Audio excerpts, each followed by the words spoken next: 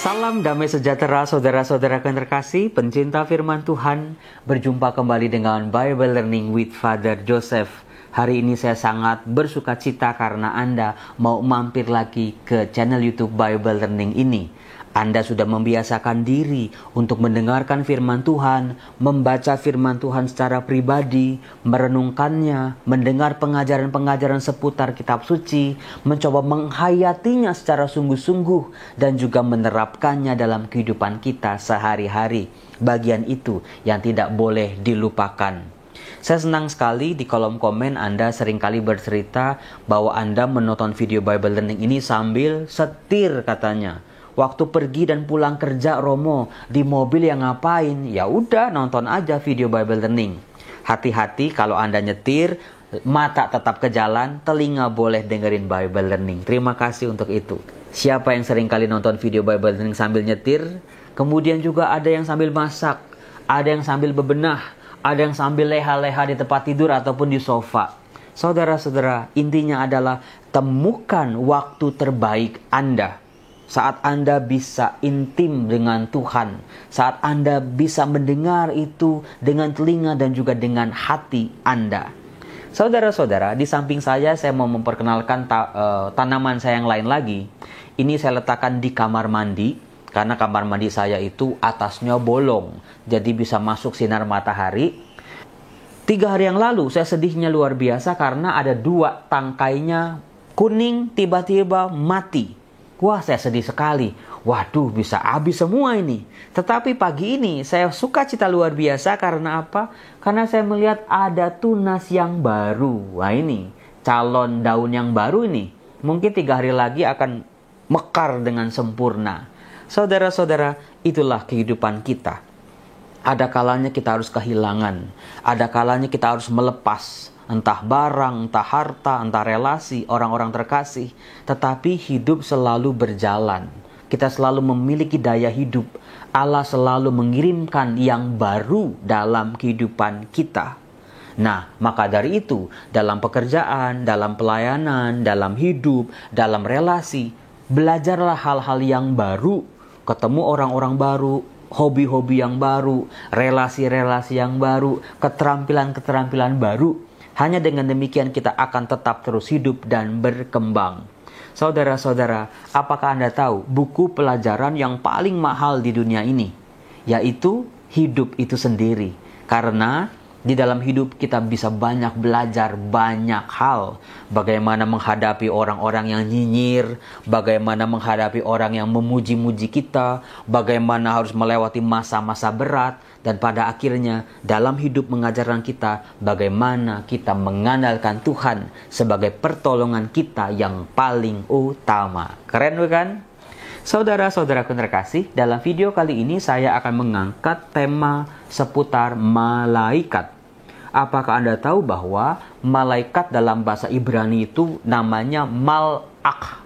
Malak artinya bisa malaikat, bisa pembawa pesan, bisa pesuruh Allah. Dalam kitab suci kita juga bisa melihat ada malaikat-malaikat yang disebut serafim.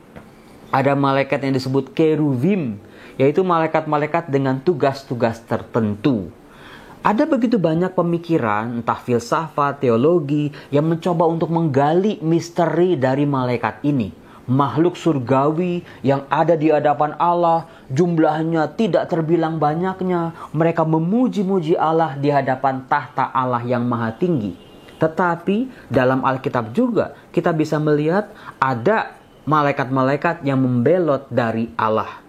Dari situ kita langsung mikir, saudara-saudara, kalau malaikat yang udah tinggalnya di surga, di hadapan Allah, melihat kemuliaan Allah, masih bisa membelot dari Allah, apalagi kita yang cuma remah-remah rengginang ini. Apakah malaikat masih punya kebebasan untuk memilih tetap setia pada Allah atau membelot dari Allah? Dengan fakta dalam kitab suci, dalam kitab Wahyu kita bisa melihat terjadi peperangan antara malaikat yang baik dengan malaikat yang jahat. Dari situ kita bisa belajar tentang cinta Allah. Ternyata cinta Allah itu luar biasa. Tidak hanya berhenti pada kita, tapi juga pada para malaikat. Apakah Anda tahu bahwa cinta, bentuk ungkapan cinta yang paling tinggi adalah ketika kita mencintai, kita bisa memberikan kebebasan kepada orang yang kita cintai, supaya mereka dengan kesadarannya membalas kita dengan cinta yang sama. Itu cinta yang sejati. Cinta kalau masih ada keterpaksaan, hanya mau dilihat orang saja atau tampak luar saja, pasti itu bukan cinta. Maka dari itu, mumpung kita masih di dunia ini, belajarlah mencintai, mengasihi, mengabdi, beribadah kepada Allah dari cinta. Dari sini, bukan dari paksaan orang-orang. Allah yang melihat bukan karena dilihat oleh orang-orang. Supaya nanti di surga kita betul-betul mengungkapkan cinta kita yang sejati kepada Allah. Nah, dalam kitab suci disebutkan beberapa nama malaikat. Coba saya tes Anda. Silakan tulis di kolom komen nama-nama malaikat yang pernah Anda baca dalam kitab suci. Coba saya tes ya. Saya kasih waktu 10 detik. Mulai. Diketik kolom komen. Nama-nama malaikat yang pernah Anda baca dalam Alkitab. Ayo. Oke, sudah. Ya. Yang pertama ada Rafael. Rafael dari bahasa Ibrani itu kalau El itu artinya Allah.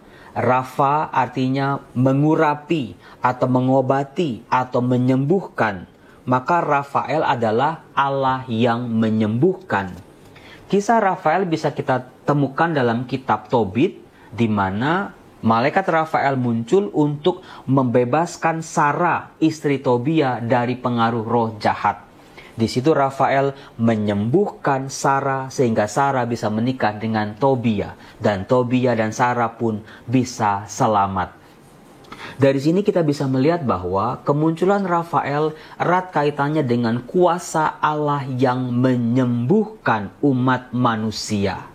Jadi pengalaman tentang malaikat muncul dalam kitab suci justru dalam pengalaman hidup sehari-hari yang konkret. Sementara malaikat yang satu lagi yaitu Mikael. Anda bisa temukan dalam kitab Wahyu bab 12, di mana terjadi pertempuran antara Mikael, panglima para malaikat Allah di surga, bersama malaikat-malaikatnya bertempur dengan si naga berserta malaikat-malaikatnya. Terjadi pertempuran luar biasa dan Mikael bersama malaikatnya menghancurkan si naga dan juga para pengikutnya. Mikael dari bahasa Ibrani, Mi artinya siapa, K artinya seperti, L artinya Allah. Mikael artinya siapa seperti Allah. Kemunculan malaikat Mikael berkaitan dengan kemahakuasaan Allah yang mau ditunjukkan kepada para penghuni dunia dan juga penghuni surga. Tentang Allah yang maha kuasa. Siapa yang lebih hebat dari Allah? Tidak ada. Siapa yang lebih besar dari Allah? Tidak ada. Nah, dengan kemunculan malaikat Mikael kita bisa melihat Allah yang kita sembah, Allah yang kita imani itu di atas segala-galanya. Mengatasi roh-roh jahat, mengatasi setan, mengatasi segala kuasa-kuasa kegelapan. Jadi, malaikat Mikael membantu umat manusia untuk berperang melawan kuasa-kuasa jahat. Sementara yang ketiga yaitu Gabriel. Kita bisa temukan kisahnya dalam Injil Lukas ketika malaikat Gabriel diutus oleh Allah menyampaikan kabar gembira, kabar baik kepada Maria tentang keselamatan yang hadir dalam diri Yesus Kristus, bayi yang akan dikandung oleh Maria. Jadi saudaraku, kemunculan malaikat Rafael erat kaitannya dengan pesan yang mau disampaikan Allah kepada umat manusia. Di bagian-bagian lain dalam kitab suci, khususnya perjanjian lama, kita bisa lihat di kitab Kejadian, di kitab Keluaran, disebutkan kemunculan-kemunculan malaikat yang dialami, dilihat, dirasakan oleh orang-orang Israel. Khususnya ketika mereka berjalan di padang gurun. Saat hidup mereka berat, saat hidup mereka susah, saat mereka dikalahkan, saat mereka hancur-hancuran, Allah selalu mengutus malaikat-malaikatnya untuk melindungi bangsa pilihannya ini. Nah, saudara-saudaraku terkasih, saya bertanya kepada Anda, apakah Anda pernah melihat malaikat dalam hidup Anda? Nah, saudara-saudaraku, kalau kita lihat ada seseorang laki-laki atau perempuan wajahnya tuh cakep gitu, polos banget, putih, bersih, pembawaannya juga kalem, kita sebutnya apa? Wah, orang itu punya wajah malaikat gitu ya. Kayaknya baik banget, terpancar.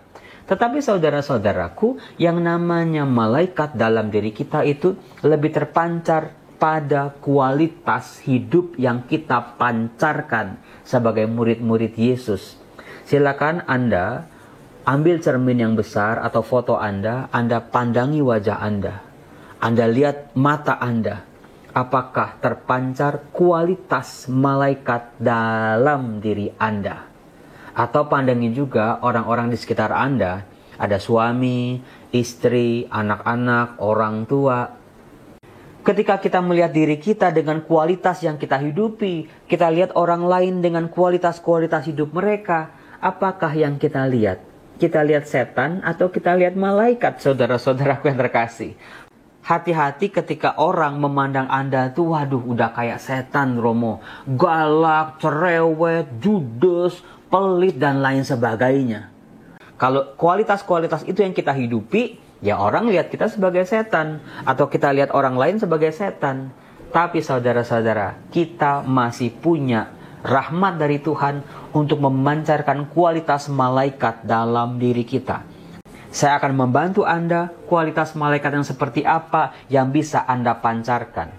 Apakah seperti Rafael? Artinya gini, dalam kehidupan tuh Anda sering sekali ngunjungin orang sakit. Anda sering kali doain orang sakit. Anda bisa menyembuhkan, membantu mereka yang sakit dengan senyuman Anda, dengan hiburan Anda, dengan obat-obatan yang Anda kirim misalnya. Iya Romo ya, saya punya kualitas malaikat Rafael. Atau Anda suka memperbaiki barang yang rusak. Atau Anda suka memperbaiki relasi-relasi yang rusak. Lebih suka berdamai. Di situ Anda punya kualitas malaikat Rafael. Sementara malaikat Gabriel, apakah Anda punya? Yaitu ketika Anda berbicara, yang Anda bicarakan adalah kebenaran. Bukan sekedar menyenangkan orang lain, tetapi sebuah kebenaran, kejujuran. Kata-kata Anda itu bisa membuat orang itu menemukan kembali kepercayaan dirinya. Kata-kata Anda itu membuat orang itu semangat lagi dalam hidup misalnya. Kata-kata yang Anda katakan itu memperjuangkan kebenaran dan keadilan misalnya. Si mulut emas. Bukan si pahit lidah, tapi si mulut emas. Kata-kata Anda menyejukkan hati orang. Di situ artinya Anda punya kualitas malaikat Gabriel. Sementara kualitas malaikat Mikael dalam diri Anda adalah ketika pembawaan diri Anda itu orang merasakan kok kayak adem, kok tenang ya. Meskipun Anda nggak ngomong ya, dari tindakan-tindakan Anda, profesi Anda, segala tingkah laku Anda, orang merasakan tuh dekat dengan Tuhan, merasakan kasih Tuhan, merasakan Tuhan yang baik, yang maha kuasa, yang maha pengampun.